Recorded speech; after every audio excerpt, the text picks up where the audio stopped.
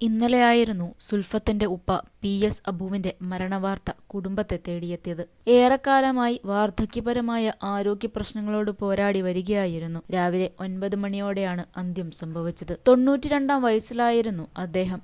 കഴിഞ്ഞ കുറേ ദിവസങ്ങളായി ആരോഗ്യപരമായ അസ്വസ്ഥതകളുടെ പശ്ചാത്തലത്തിൽ ചികിത്സയിലായിരുന്നു. തുടർന്നാണ് മരണം സംഭവിക്കുന്നത്. ഇന്നലെ രാത്രി 8-നായിരുന്നു അദ്ദേഹത്തിന്റെ ഖബറടക്കം. ഉപ്പയുടെ മരണത്തിൽ ഏറെ സങ്കടപ്പെട്ടത് സുൽഫത്തായിരുന്നു. പ്രിയപ്പെട്ട ഉപ്പയ്ക്ക് കരഞ്ഞു കലങ്ങിയ കണ്ണുമായി വിട നൽകി. കണ്ണീരടക്കി ഹൃദയം തകർന്ന മനസ്സോടെ ആയിരുന്നു സുൽഫത്ത് തന്റെ പ്രിയപ്പെട്ട ഉപ്പയെ അവസാനമായി വിടവാങ്ങിയത്. മനസ്സിനകത്തെ വേദന വാക്കുകളിലൂടെ പറഞ്ഞറിയിക്കാനാകാത്തതായിരുന്നു. പക്ഷേ കരഞ്ഞു തളരാതെ ഉള്ളിലെ തണുപ്പ് ഒറ്റനോട്ടത്തിൽ മറച്ചുവെച്ച് കണ്ണുനിറഞ്ഞ കണ്ണുകളോടെ അവസാനമായി ഉപ്പയുടെ മുഖം നോക്കി അവൾ തന്റെ യാത്രയയപ്പ് പറഞ്ഞു.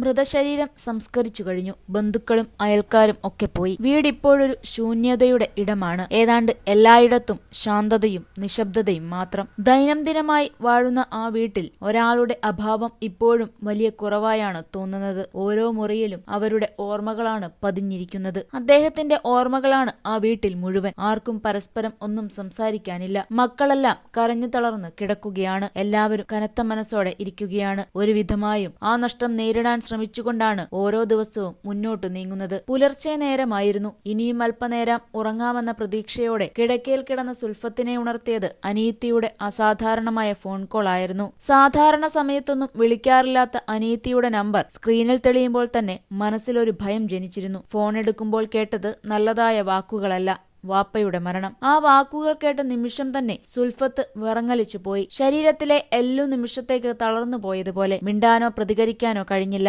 ആദ്യത്തെ കുറെ നിമിഷങ്ങൾ തലച്ചോറിൽ ആ വാർത്ത കയറി ചെല്ലുന്നതിനിടയിൽ കണ്ണീർ ഒഴുകി തുടങ്ങി. ഹൃദയത്തിലെ ശബ്ദം പുറത്തേക്കിറങ്ങി. നിലവിളിയും പൊട്ടിക്കരച്ചിലും. ആ ബന്ധത്തിന്റെ അവസാനമെന്ന് മനസ്സിലാക്കുമ്പോഴേക്കും കാലും കരളും തളരുന്ന വിധത്തിൽ സുൽഫത്ത് തകർന്നുപോയി. അച്ഛന്റെ സ്നേഹത്തിന്റെ ഓർമ്മകൾ ഓരോന്നായി മനസ്സിൽ തെളിഞ്ഞു. സുൽഫത്തിനെ എന്ത് പറഞ്ഞ് ആശ്വസിപ്പിക്കണമെന്നറിയാതെ എല്ലാവരും നിന്നു. അപ്രതീക്ഷിതമായാണ് സുൽഫത്തിനെ തന്റെ വാപ്പയുടെ മരണവാർത്ത തേടിയെത്തുന്നത്.